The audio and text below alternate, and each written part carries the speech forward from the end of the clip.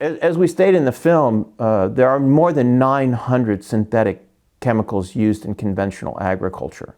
Yeah. So, there's a lot of talk about glyphosate. There's a little bit of talk about atrazine. There should be more.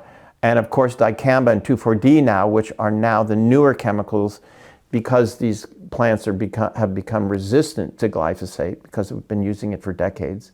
There's always a certain number of plants that survive the chemical, and they will repopulate the field, and you'll have a field that is resistant.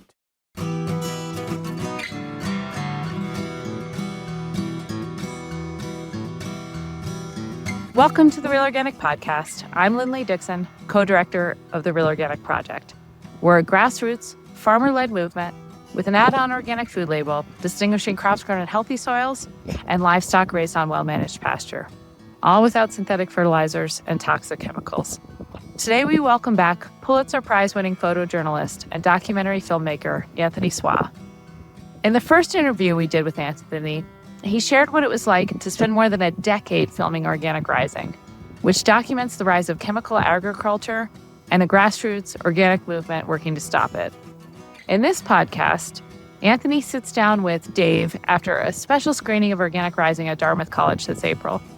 You'll hear them talk more about the film's release, the response it's received, and the urgent work that lies ahead to expose the truth about the chemical takeover of food and farming.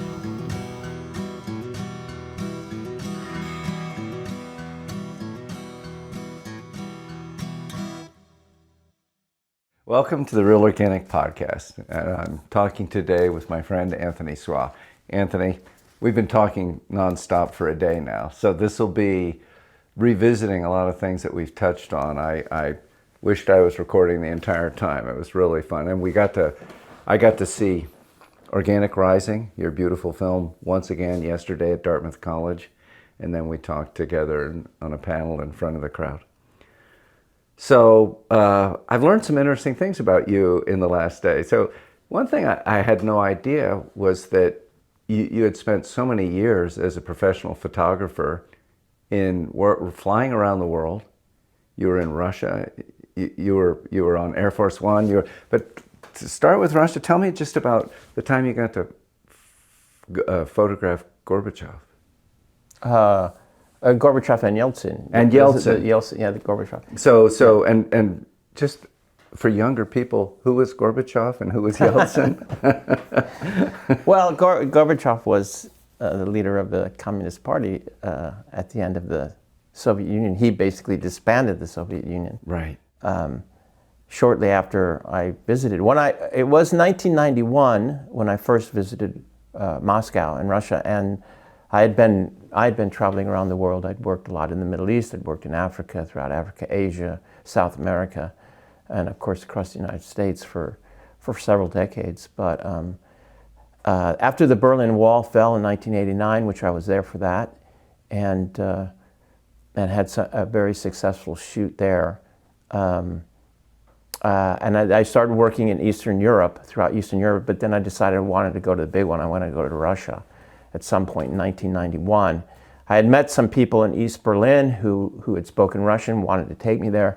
So I went, applied for a visa, was going to go in August of 1991, and the day before I was set to leave, there was a coup, and Gorbachev was taken hostage basically in the Crimea, and Yeltsin, who was upcoming politician at that time, climbed on a tank and fought against the coup, which was partly backed by the military, Russian military. I thought they would close the airport, I wouldn't get in, but they didn't. I got in, and it was my first time arriving in Moscow, and it was out of a film. I was going in a taxi and Lada, or I forget what their old cars were, diving in and out of a tank column that was going into the city at night. So that was my first moments in Russia, and I met my friend. We went to the foot of the Parliament building where the resistance was holding fort, and they were expecting the military to come in and assault them with military weapons, and it could have been very, very bloody. There were a few confrontations. We spent the night on the stairs, and I made a lot of photographs. I worked the situation for a few days. And Time magazine, who I was working for at that time, published quite a few of the photographs very well, large double pages and things. And because of that publication, ABC television called me up the next day, and just after Gorbachev had been released from the Kremlin, the coup was squashed basically and foiled, and Gorbachev came back. But Yeltsin was this rising political figure. He ended up becoming the president of the country basically following Gorbachev. But so the two of them, ABC had an exclusive interview with the two of them in the Kremlin, and they invited me to be the still photographer on set for that interview. And so I had been in Russia probably 3, 4, maybe 5 days, and I was being driven in this big black Soviet limousine through the walls of the Kremlin at about 4 or 5 in the morning. And I was right there. The next thing I knew, I was standing in front of Gorbachev and Yeltsin, and no further away than I am to you right now, and photographing for ABC and Time magazine. And so the pictures went around the world. And but that's the kind of thing I was doing back in those days, quite a bit of that. It was all exciting. It was from one parachuting into one big event after the other, whether it was the Gulf War or Kurdistan, or we worked in Grozny, Chechnya. I traveled with the Spetsnaz Russian forces in Grozny on the front lines there for a few weeks, and I had complete access to the Russian troops. I lived with them, drank with them, got drunk with them, recovered, and went back to work onto the front line. So it was a very exciting and crazy life at that point. Yeah. I think I have learned that I have to explain who a lot of people are. I can't take for granted, so I wouldn't take for granted that a lot of the people listening to this will know who Gorbachev was, right? Because that happened before them, maybe before they were born. And Gorbachev, that moment, that was the end of the Cold War, which is back again in a way, but right. It was a huge shift for the dissolution of the Soviet Union. Well, we get into the politics of it. That when Gorbachev came back in, then he dissolved the Soviet Union shortly after, I think within a few months, and he was somewhat shoved aside, and Yeltsin became the president of what was then now the first state of Russia. All the satellite states became independent, which would be Ukraine and all the others.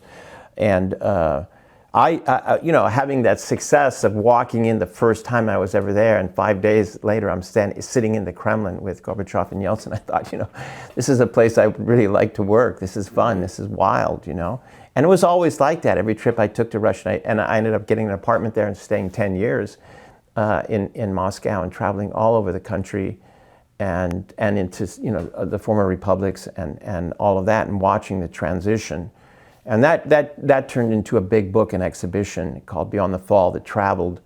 There were 4 exhibitions. One was in Eastern Europe and Russia, one was in Western Europe, one was in the United States, and one was in England, actually. And we had an opening at the Royal Festival Hall, where now King Charles Prince Charles at the time, signed the book, and Sting and all these celebrities were coming in and seeing this exhibition. They did a terrific job.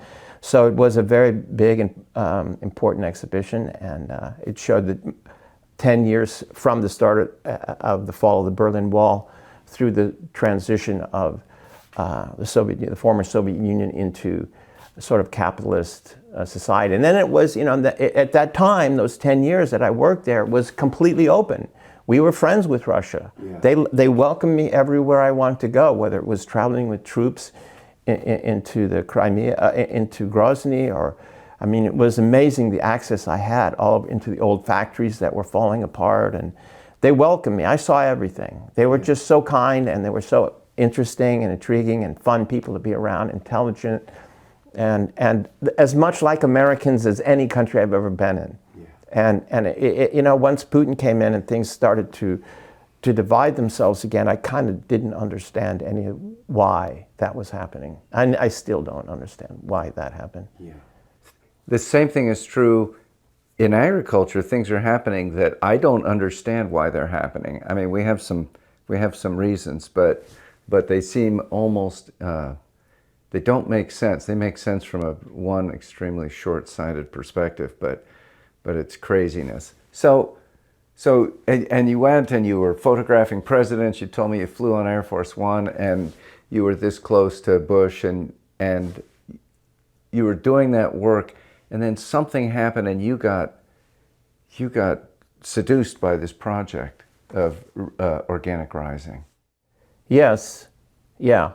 I was working on a story in 2008 on the mortgage crisis that was happening across the country for Time, and I was given basically a blank check to cover that story. So I was out in California, and I had come, I'd just come back from Europe. I'd lived in Europe for 20 years, and I was getting sick on the food, and taking weight, and I didn't quite understand it. And getting sick on the food when you came back to the U.S. Yeah, the European food. I was healthy over in Europe. And so I didn't know why. And I met an organic farmer in California, and I was intrigued because obviously the food had changed in this country, and there was things going on that I didn't understand. I had no idea what organic was.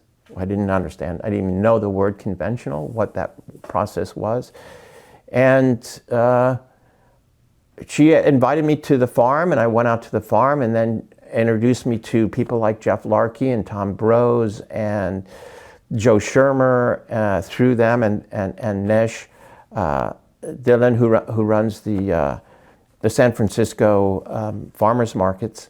And I met all these amazing farmers that were very inspirational, and they really immediately opened their doors to me. Like it was so kind, and they were so generous and with their time, and especially Jeff. Jeff and I became good friends. These were just inspirational people to be around, and I began to learn what they were doing and the integrity that they had, and what the difference was between conventional and organic, what it is that they were doing, and why it was so important not only to human health but to the soil, to the planet, and to the environment that they were working with, and the community. And Tom Brose was, also just had this community spirit in his at his farm that was second to none. I've never seen anything like it. Maybe Eva Warden and her husband in Punta Gorda, they have something too similar. Down in Florida. Yeah. That's a little bit similar to, they have really built a community around the farm where a lot of locals are coming there to get their CSAs, to have educational experiences, to participate in all sorts of aspects of the farm, on-farm dinners, which Jeff Larkey was doing too, and I was seeing all this integration of community and farming and agriculture on a high-end level. Yeah, that's so exciting. You don't see that. I think that's the organic farmer's dream. Yeah. They talk about it, but with Tom Brose, you saw it. Yeah. With the Warden Farm, and you saw it. I mean, it was beautifully done. Exquisite. And those farms that you're talking about, it's interesting because there's some wonderful nonprofit efforts. We were talked about Glenwood and Stone Barns, and beautiful Churchtown. These are beautiful, beautiful examples of biological processes working in soil and what that could look like. But the farms you're talking about with Tom Brose and Jeff Larkey, these are for-profit farms. In other words, they're surviving in our capitalistic system while also embracing a very different vision of farming. Yeah, Tom had a school that his wife wanted on the farm. They had a school, an entire building that was just for young students to come in from I think the Montessori school that they were working with, and I saw Tom going into the class, into the field with these young boys and girls, and talking about Michael Pollan and Omnivore's Dilemma, and how it changed his vision of organic agriculture and his business. And so they were being informed of these things at a very young age, and he and his wife were completely invested in that aspect of farming. Yes. of agriculture, Yes. of education, as part of building soil and creating great crops and that are healthy for the food, for you and the environment, but also passing that on to generations down the road. And of course, most of the farmers you and I know would feel that they just don't have the bandwidth, the time, and the attention to do that. They're so desperately trying to make a farm work, which is making an organic farm work in our economy is like a round peg in a square hole. And then you look at these farms. Full Belly would be another example where there's an amazing connection with the community. Pie Ranch has a big education. Yeah, I think it's right. most educational, but it's Right. really I great. think Pie Ranch actually does have a lot of donor support for their efforts. But these other farms we're talking about Right. are still running as businesses. So, But Tom was also involved with, I think, the farmers, the California Farmer Coalition or something. Right. He was dealing. CAF maybe. He was dealing with conventional farmers. Yeah. And their perspectives, and so he was trying to negotiate through that system as well. And so that he was very interesting. He's such an interesting guy, and he's very dynamic, and he's involved with so many things. His past history, before becoming an organic farmer, what drove him to become an organic farmer is he worked for the EPA, and he was studying pesticides, conventional pesticides, and he saw what was going on these farms, and he decided that being an organic farmer was the way to go. When he saw the film Organic Rising, one of his responses was, this is as important of a document as Silent Spring, Rachel Carson's Silent Spring. I agree. And I felt like that was the ultimate compliment. Right. I mean, I couldn't have a higher compliment. So I felt, he wanted to get the film out to people to get it seen. That was him. And his son has come to New York, and we tried to do some things together. So he's a particular figure, and apparently, according to Nesh, the guy who runs the San Francisco Farmers Market, his farm has become more and more important in the community, in the area, over the years, and now he's become one of the most, if not, important organic farmers in the Santa Cruz area. Sure. So I think that Organic Rising does a pretty good job of looking at two really different perspectives, and one is the perspective of organic farming in opposition to and in contrast to a chemical agriculture, which is called conventional. I think it's very unconventional, but let's just say chemical farming and organic farming, and it lays out in devastating detail the impact and the physiological impact, our health impact, as well as the ecological impact of the greater living world of that chemical system. And what are those sprays doing to us, and our children, and our grandchildren, and our great-grandchildren? Yes, that's exactly how the film was designed. But the film is based on, you'll see it right in the beginning of the film, a quote that came out of Mark Smallwood, where he says, there are two types of farming in the United States predominantly. One is organic, which works with the science of biology, and conventional, which works with the science of chemistry. And when I got that quote, when I heard him even say that, the simplicity of that definition was so easy to grasp and comprehend to anyone that you can build an entire film on that. And that's basically what I did, is I took that quote and I said, okay, let's look at the organic and the biology aspect, and let's look at the conventional and the chemistry aspect of that, and see, how that plays out into our food and the environment. And, as simple of a quote that was, I could build endless hours of film on that just that one simple statement. Yeah, that's right.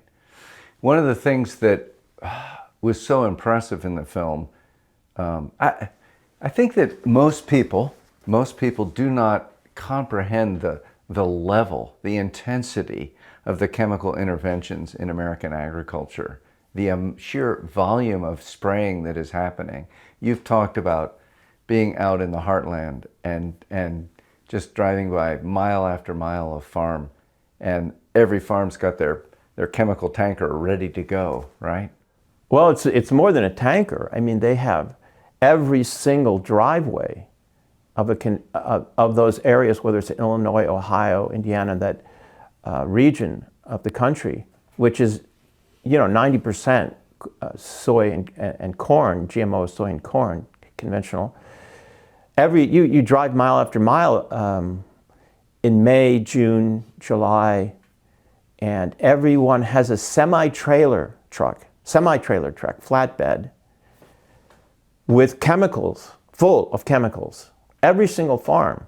It's overwhelming. There's no way to photograph that and convey that in an image or in film, the scale of the amount of chemicals that are being used at a specific point in the year and are going into the air, the water, the food, the soil, the environment that we all are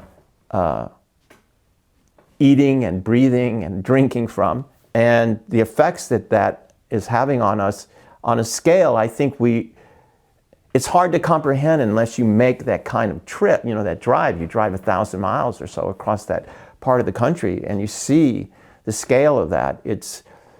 Then you start to understand that the problem of these chemicals, whether it's glyphosate or atrazine or 2,4-D dicamba, or even the scale of the anhydrous ammonia fertilizer, that's of course going down into the Gulf and creating all sorts of other health problems. The scale is just phenomenal. I mean, it's just insane. You travel by these, there are these, in the middle of all the farms, there are these big very large silos that are full of grain where they sell all the chemicals, all the seeds, and you see hundreds of these big tanks of anhydrous ammonia just lined up, just hundreds of them. And then, a few miles down the road, there's another place where you see all this, all the chemicals and the farmers coming out there. And you get a sense of the scale of how vast that chemical is being spread across the environment and across the land and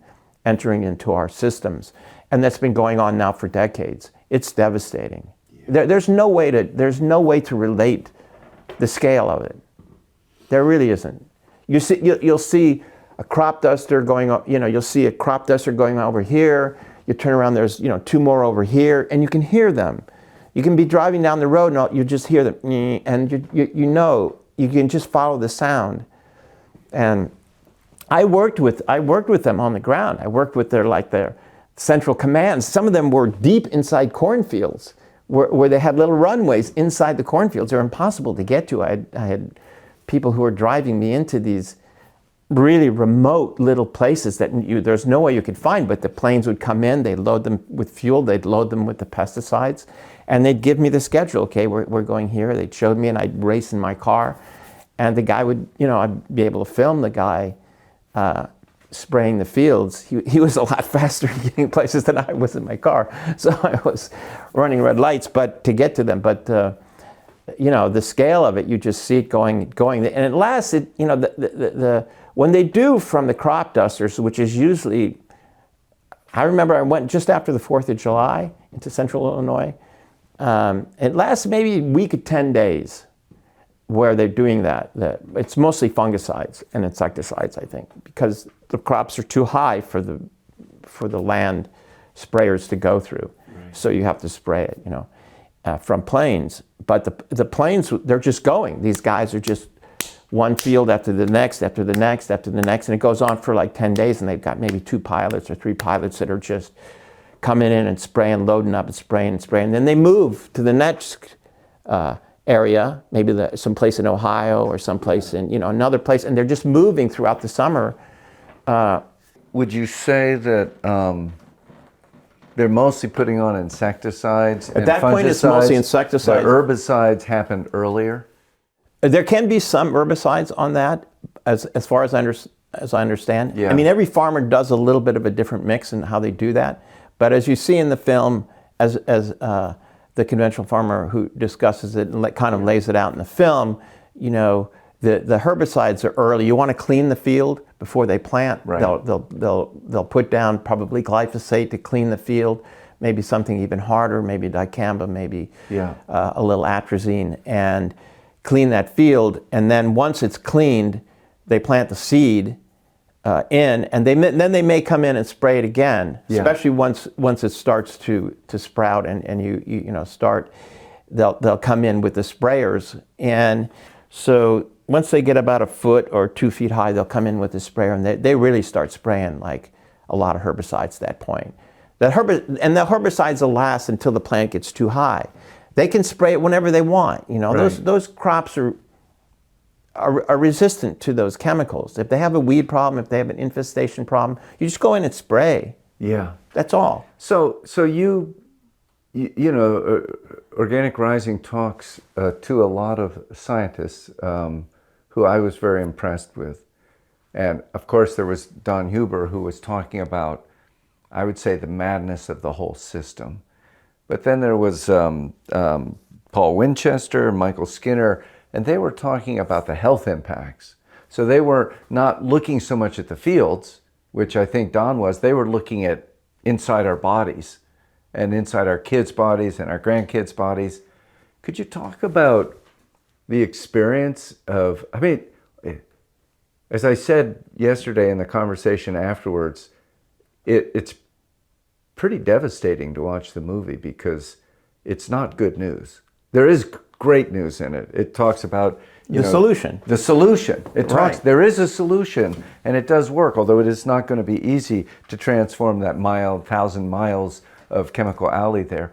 But these guys were talking about why we need to solve that, and appealing to people at a very fundamental level, which is that this is killing you. This food system is not your It's friend. altering, your DNA, your biome, all sorts of aspects of your health. Yeah. Right. I mean, Don Huber in the film talks about glyphosate, which is he's been studying since the 70s. He's one of the great experts on glyphosate and what it's doing. Tyrone Hayes talks about atrazine, and he's a scientist who specifically has been studying atrazine since the 90s and is a well-known expert on that specific chemical and its endocrine issues. Could you explain endocrine issues? What endocrine disruptor is a hormone disruptor. It addresses the hormone system, which, you know, atrazine itself is will convert testosterone to estrogen, and that so basically it's affecting that your sexual functions, your hormonal functions, and it's altering them. If you're exposed to atrazine, he's exposing these frogs to 0.1 part per billion, and they're changing into female frogs and copulating with males and laying eggs through their testes and developing all these female traits because the estrogen levels are just, their testosterone is being converted to estrogen straight out through this chemical called aromatase. So it's a very, very direct conversion. It moves in water very quickly. It gets into drinking water, gets into groundwater, gets up in the air and travels over 1,000 miles, can get down in rainwater. And Tyrone said to me the amount in rainwater can be sometimes he's seen up to 10 parts per billion coming down in rainwater. So he's converting these frogs at 0.1 part per billion. And the legal limit at this point is 3 parts per billion? In drinking, U.S. drinking water is 3 parts per billion, so 30 times the amount that he's exposing his frogs to is causing this, is legally allowed by the EPA in American drinking water. 3 times the amount he's 30. I thought he was exposing to 1 part. 0.1. 0.1 part per billion. 0.1 part per billion. That's what he's doing in his testing. Yes, and what we're getting in our drinking water is 30 parts per billion. 3 parts. 3 parts. Okay, so forgive 30 me. times. I didn't catch that. Yeah, and you know, so there's a lot of questions what it's doing to humans, what actual effect it has on humans. But if you watch the film, we go into detail about some of the effects it is having on humans. So specifically, when a woman is pregnant and it enters the placenta, it stays there, and that fetus is exposed in the placenta for the duration of the pregnancy. It doesn't pass through, and so that can create all sorts of hormonal and sexual dysfunctions at birth or down the road some years later. And is atrazine one of the many chemicals that we all have in our body now? Yeah, well, as we stated in the film, there are more than 900 synthetic chemicals used in conventional agriculture. Yeah. So, there's a lot of talk about glyphosate. There's a little bit of talk about atrazine. There should be more. And of course, dicamba and 2,4-D now, which are now the newer chemicals because these plants have become resistant to glyphosate because we've been using it for decades. There's always a certain number of plants that survive the chemical, and they will repopulate the field, and you'll have a field that is resistant. You're talking about a certain number of plants that we call weeds that survive. Right, and are resistant. And now we get super weeds that doesn't matter how much glyphosate you spray, it's not going to bother. It's not going to kill it. And this had become, maybe 5 or 10 years ago, a big problem that the glyphosate wasn't working anymore.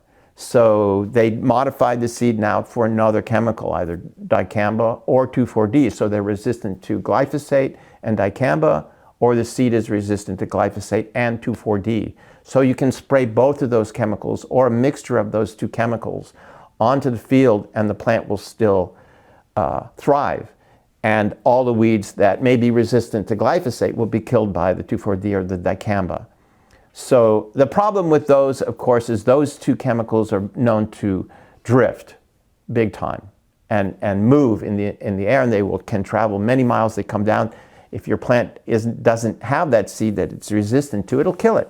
Yeah. It'll destroy it. And so, we had I think originally we had more than 3 million acres of crops destroyed that, where the chemical moved and onto another farmer's fields, and he didn't have the resistant seeds to the dicamba or the 2,4-D, and they did damage to their crops and took their crops out. So it became a huge problem. Just the complicated, and the fact is that all of these chemicals will build resistance over time. It's inevitable. It's a treadmill. So,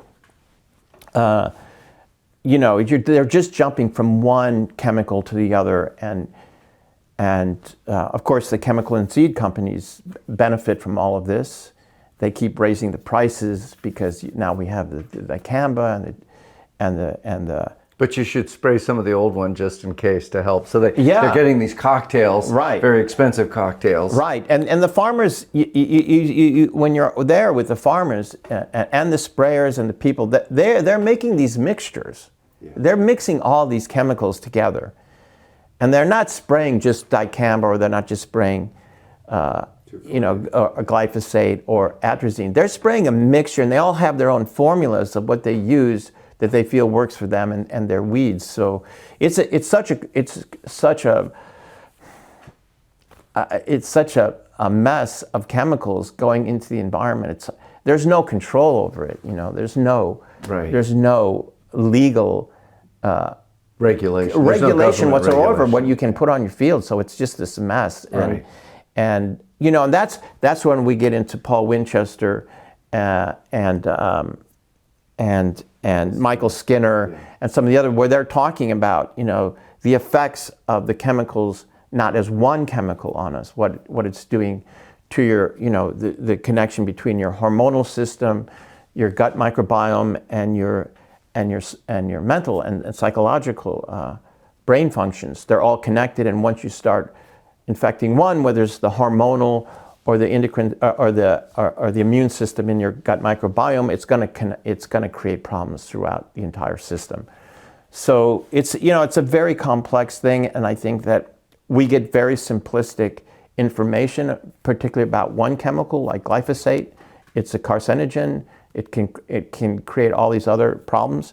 But that's not the real story. That's not what we're being exposed to. We're not being exposed to just glyphosate. We're being exposed to a whole range of chemicals that are each having a certain effect on us, whether it's an endocrine disruptor, whether it's a carcinogen, whether it's something that can have problems with psychological. And those all are interacting with each other. And right, the synergistic effect of all of those that's really isn't been tested. Right, that's the reality. Yeah. That's the real story. But who can really get to that story? Because it's so complex and it's so free-flowing use of these chemicals that who can control the idea of what's happening, because you're looking at one, you're looking at the other, you're looking at what that one's doing. Well, what happens when you combine those together? And then what effects is that having in the water, the air, the soil, on your human health? I heard head of the environmental working group say they'd done some very expensive testing, and they were testing the fluid in the umbilical cord going to a baby in development, and they found over 200 neurotoxins in that cord, and that were invented. These were not natural neurotoxins. These were things that we created and put into our world.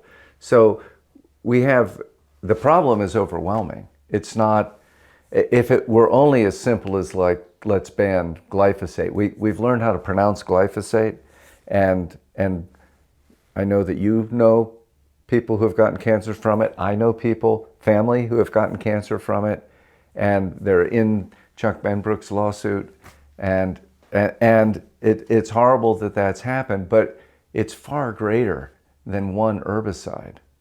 Right. It's this whole system of madness. It's as Tyrone Hayes says in the film, we're coming out contaminated. There are so many, and it's not just the pesticides, of course. It goes into the shampoos and all the chemicals that we're exposed to in our daily life that are not regulated at all. The EPA has no way of testing these chemicals. They look to industry, the producers of these products, to do the so-called testing, whether they're safe or not. So you have all these chemicals coming onto the market every year, new chemicals that we're being exposed to, and are altering our DNA and as Michael Skinner says, for generations down the road through epigenetics.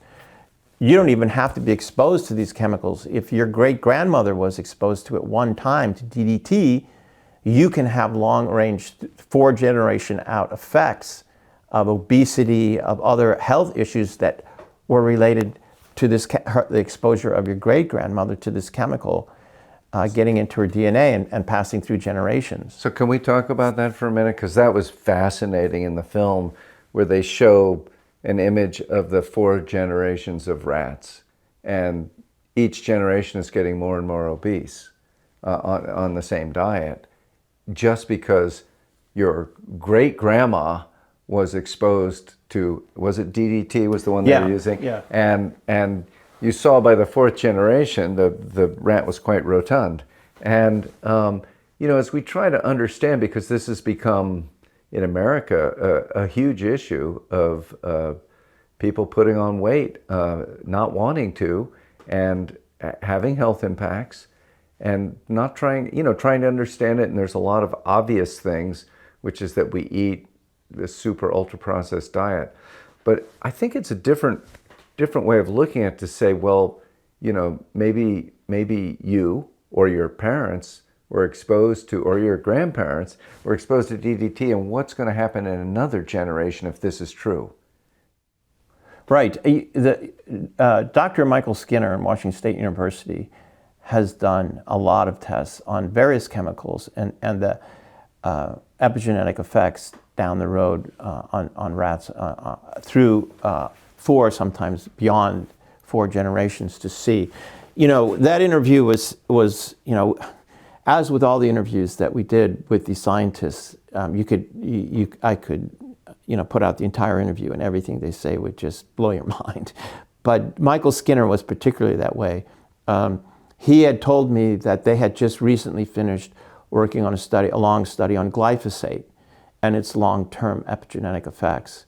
And he said that the obesity issues that we're seeing now that may be related to the sinister effects of DDT 4 generations out was nothing compared to the obesity rate that he was seeing coming from glyphosate several generations down the road. So he believes, from what he's seen through his research, that we haven't even begun to see the obesity problem that's coming from glyphosate. Yeah. So I think we touched on that in the film a little bit, but he was very adamant about what he had seen and very clear that this was something that we really need to consider, what we're doing to our children and our grandchildren, our great-grandchildren, as we use these chemicals. And so, yeah, these guys, they were just, one story after the other with different chemicals about what they're doing to us. And, I think we see it in our society, that what these chemicals are doing to us. But we don't identify where it's coming from and stop it at the source as a... And why don't we? Right? This is pretty compelling stuff, and these are issues really about people's personal welfare, their happiness, people care about their children, and they want them to do well in life and have a chance at living a good life. And these things you're saying have a huge impact on what's going to come, and they're so invisible, but they're not unknown. You made a movie about it, and you made a great movie, but why is it that this rock is so hard? Not only hard to roll forward, it's rolling backwards on us. Well, it's getting worse, not better. I think there's a number of obvious reasons for part of it, and I think that first of all, I think we discussed last time, and we were discussing last night, this issue of alar. When alar was exposed as a probable carcinogen, particularly to children, being sprayed on apples as a growth promoter. And it, 60 Minutes did this piece with the NRDC. This is back like 1980 or something. 80, 87, 88, something like that, I think. Yeah.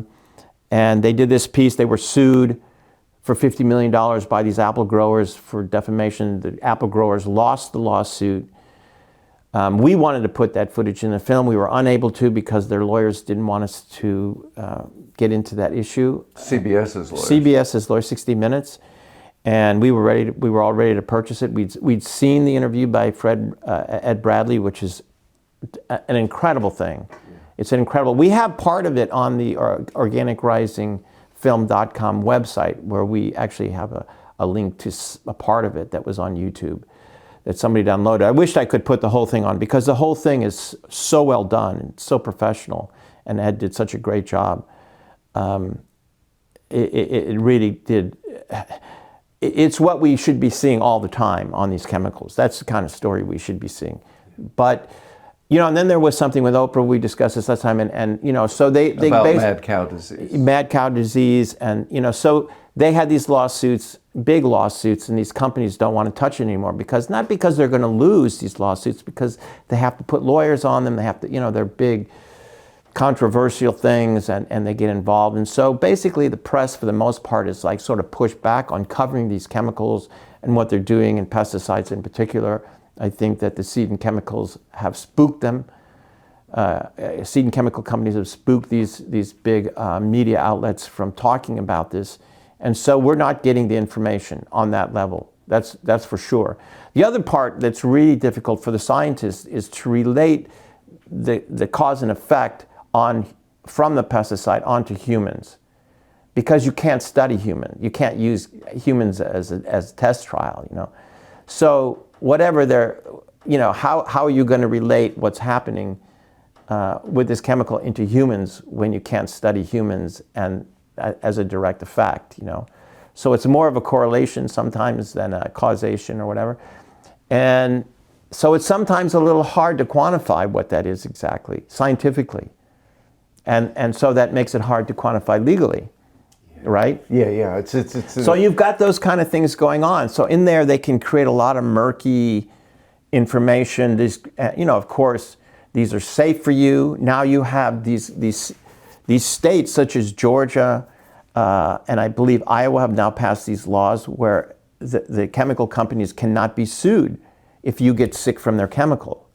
And I've seen the ads in Florida and some of the other states where they're promoting this, and they're saying, big agricultural crisis. They're going to take glyphosate away from our farmers, and we're not going to be able to feed the world anymore. This is a crisis, warning, warning. And they're trying to take this chemical away from you, our farmers, and it's going to cause them great damage. And it's totally twisted. It's completely a twisted logic, and they're winning in these states. People are voting to let these chemical companies let off scot-free if you get cancer from glyphosate and any other sort of issues that can be related or linked to these chemicals now or in the future, as I understand. So these guys, of course, have a lot of money and they have a lot of power, and they are trying to control the population into believing that these chemicals are safe. Yeah. For humans. And yet you have these scientists who are, well-known, well-respected, renowned scientists who are giving very clear information, who are studying these chemicals for years and looking at not only the short-term effects, but the long-term effects of generations down the road to exposure to these chemicals. Chuck Benbrook would say, yes, we have still these great scientists, but we have far fewer of them than we did a generation ago who are willing to be studying that. So there's this chilling effect in the press, there's a chilling effect in the courts, and there's a chilling effect in academia. No, in the scientists. In yes. the scientists, yeah, which yeah. are, Well, because at the same time, as you know, we've discussed the attacks that they make on these scientists, such as Tyrone Hayes. I mean, there was a big New York Times article, a New Yorker article about Tyrone, and he was claiming that they were following him, they were, threatening him, phone calls, they were coming to his conferences and trying to discredit him, calling him junk science and this and that. And this was all dismissed as Tyrone being a little crazy until there was this big lawsuit in Midwest where these water companies sued the Syngenta, the chemical companies that were producing this, to get it out of the water supply before they delivered it to their customers. And in that lawsuit, they were able to unveil all of these interoffice emails that were being sent by Syngenta to attack Tyrone. I know. Very clear. They took notes about their illegal attacks on him. It's amazing. And so it all came out that Tyrone wasn't in any way crazy. He was experiencing these attacks on his personal life, on his academia life, and his credibility, when in fact, it was just the chemical company doing everything to discredit him. And that's the case in many of these scientists who are studying these chemicals, these big, heavy-use chemicals that make billions of dollars for these chemical companies, because they have the money to try and discredit these farmers. If the scientist pursues it, they might well find themselves in the crosshairs. And ostracized and life made very unpleasant for them. Yeah. And professional life may be destroyed. All right, this is all grim, but I want to look at another thing that's a bit grim, and Organic Rising does get in it. It doesn't go real deep, but there is also an internal conflict in the organic world of large corporate forces coming in and changing organic. So it doesn't mean what it used to mean. It has a different perspective. I'm just curious. You did cover it. You covered some of the hydroponic debate in the film. Do you feel that this is an important issue, or this is a sideshow? No, the whole hydroponic thing shifted the game. That was, that happened about the time that we were wrapping up the production on the film. But that vote, that NOSB vote that allowed hydroponic to be used and be labeled identically as anything grown in soil, it flipped the industry on its head. And I mean, primarily the film is built for consumers to understand what that label represents and why it's so important that we maintain its integrity. But when you're not telling consumers that something is not grown in soil, you got a big problem. You know, the farmers have a big problem because they're being undermined by a completely different industry to a certain degree. But the consumers have an even bigger problem because they can't identify in any shopping area, place, whether it's a farmer's market, whether it's a supermarket, Whole Foods, or wherever they're going, whether that product was grown in soil or not. Even though it's certified as organic. Because they have the identical label. You don't, you know, so this is a huge problem for consumers. We've gone around on all of these screenings. We've done dozens of screenings across the country of organic rising. You know, I usually ask the audience, you know, would you like to see hydroponic labeled in a different way that you could identify it, or not labeled at all? And you know, everyone's hand in the audience goes up. Everyone wants to know. You know, we've been posting stuff too on our social media about this and asking people, what do you think? And most people say at least it should be identified. But a lot of people say it should never be allowed to be labeled as organic at all because it's not grown in soil. And what happened from that, of course, is that you had things like the Real Organic Project, and the term regenerative became this other big industry alongside, because at least it was telling consumers that the farmer was working with soil, the farmer was working to regenerate and build the soil alongside the USDA label, which was saying that, you know, you're not using these pesticides, basically. Yeah. Because basically that's, you know, that's all it's sort of telling you now. You know, it's you know, we're not, the soil is not, doesn't have these pesticides in it, it's not depleted, it's, you know, we're not using GMOs.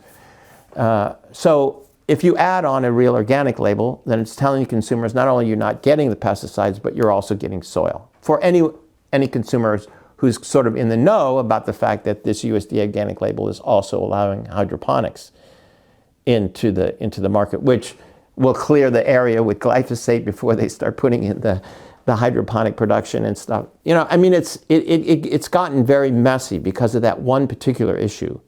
Yeah. And it, you know, it's set the organic industry against itself and divided, and it's become a divisive issue, and it's become an ugly issue within the organic. I haven't met any organic farmers in the industry who didn't at least want to identify the hydroponic as not grown in soil, even if it carried the USDA organic label. You know, there's a concern for the consumer. For the integrity of the label depends on what it represents. And trust and transparency. Right. And there's no transparency in the fact that you're growing something hydroponically and you're labeling it as USDA organic. To the consumer, there's zero.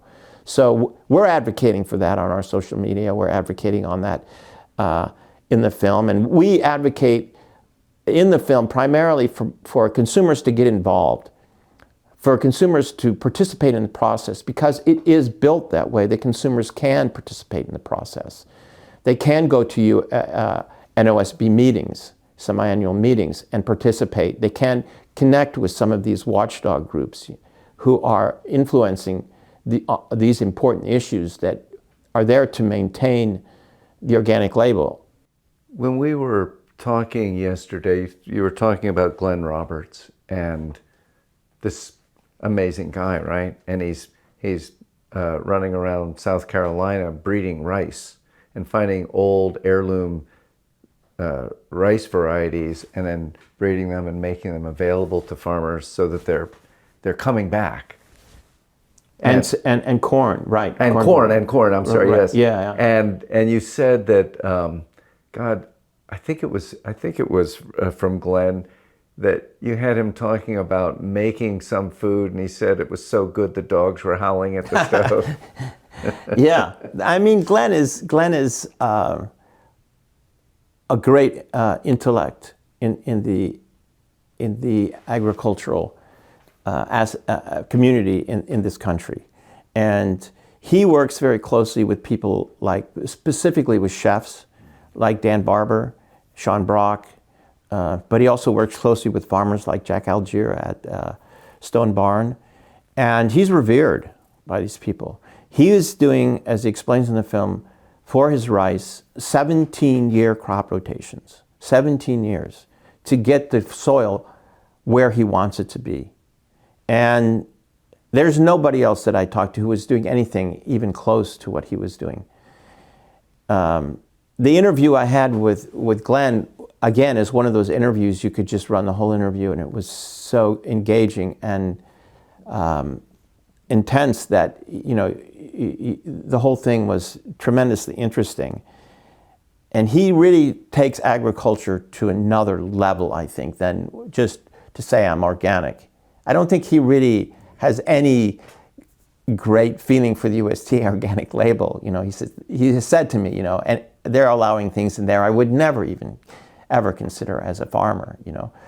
And I think that's why people like Dan Barber and some of these other great chefs are drawn to his products, because they're so unique. You know, in the one case, it was Anthony Bourdain who did this great animated little video about how Glenn Roberts brought back Carolina Gold rice, which had basically died off after the slavery had ended in the South as an agricultural method of growing food, because it was so expensive to do it, commercially, right?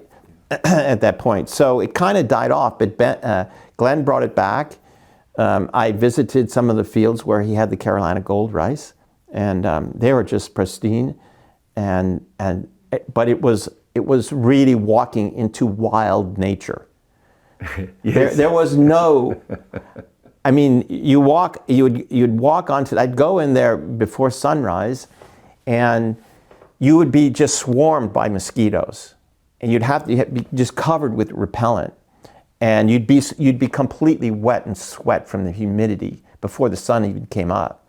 I mean, the place was intense. There were water moccasin, bobcat. There were these big bird flocks that were just off to the side, and I mean, just so much wildlife taking place in this environment where he was growing this rice. One can only imagine what that was doing to the soil, to the seeds, to the crops, to the flavor of the actual crop that he was harvesting. And when you ate some of that rice as prepared by Sean Brock or whomever? No. What happened was that there was a small Gullah culture restaurant that I found on one of the islands in South Carolina, and there was an old black African American who was cooking in the Gullah culture all of the traditional foods and ingredients that had been cooked, you know, maybe a half a century or a century ago in the South. And this stuff was like candy. I mean, everything he cooked was amazing, but it was very simple, but it was cooked. And I told him that at one point that Glenn Roberts was growing the Carolina Gold, and his eyes just lit up, and he said, people will knock down your door to get at that stuff. How can I get it? How can I get it? So they knew each other, and I kind of hooked him up, and he went and he got some. And I went back, and he cooked it for me in the traditional Gullah style with all the ingredients that he would use with this historical method of cooking the Carolina. I had never eaten rice before this. This was the first, I mean, the flavor was, he gave me a styrofoam container of the rice, and it was gone in like 10 minutes. It was the most delicious. I can't even say it was anything to do with any rice I'd ever tasted in my entire life. It was just so flavorful, and so many aromas and tastes and flavors. It was like candy, really. And you know, when you have that environment, when you have that extreme buildup of soil and nature around a crop, and then you have someone and taking it and cooking it in a way that is traditional. They know what that crop is from centuries or decades, and you're going to get something that has long since been lost in this country. Yeah, and that we forget ever existed. People forget what real food tastes like and what it can taste like. People like Glenn Roberts, that's really Glenn Roberts' specialty. You know, he's gone back and searched out those heirloom family, single family corns that had long been lost, and regenerating them and giving them away to farmers to plant. He gives them away, and you know, to organic farmers to plant in their fields and reinvent these crops back into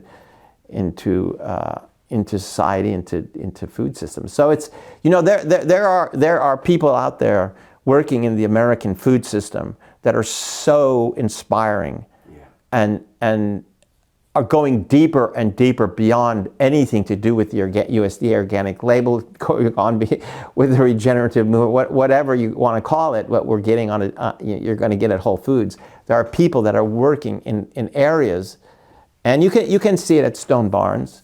You know, Jack and Dan are working in that area, and Glenn Roberts is closely associated with them and what they're doing, and some other chefs and farmers across the country. But there's that movement going on, and I would love to explore more of that. It's hard to get access to it because it's kind of remote, some of it. Yeah, it's almost underground. Listen, we have to close. We didn't even get to Winona LaDuke and Vandana Shiva, so we'll have to do that next interview. They were, you know, these kind of powerful voices in the film. And I know that your interviews went far beyond the little parts you were able to include in the film. So we'll talk about them next time. But I wanted to close. You told me a story.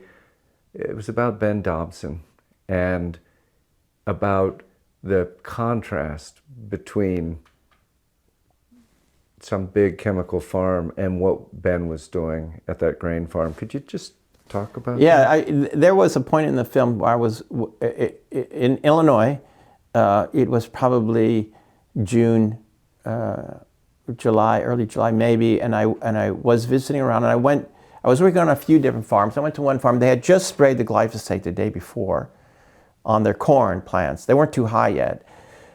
And you could see all of this corn was just thriving and alive, and you could see any other plant that was remotely near those plants was dying within 24 hours of the spraying. And you saw this death. And you saw these plants that they were just thriving. And you know, it's miraculous to see it. It's something to see. Whether or not it's a good thing or a bad thing, I'm not saying that. But it's something to see that you can chemically do that you can control that. But it was a lot of death. You saw a lot of things dying off and one plant surviving. So it was odd. Within 24 hours, for some reason, I was supposed to be on Ben Dobson's farm up in upstate New York, which was one of those, you know, extreme organic farms, very similar to Glenn Roberts' adventures and into agriculture. Ben is again another one of these great intellects in the organic movement, and as farmers who's working with soil, as a soil lab on his farm at that time. And I remember going out in the morning, which I really loved to do on that farm, and seeing all this life. Beautiful mixture of cover crops and plants and birds and butterflies and insects and all this life. Beautiful. And I thought to myself, well, where would you rather get your food from? Where there's all this death, where there's all this life, and that's being built and being encouraged and you know, planted in a way where you can really build the soil and build that whole environment and turn it alive. It was just so obvious. It was so clear. It was like a black and white photograph, you know, between the two. You know, this is the system that we want to grow our food in and eat our food from, because that becomes who you are as your cells in months to come. That's, you know, you want to be alive.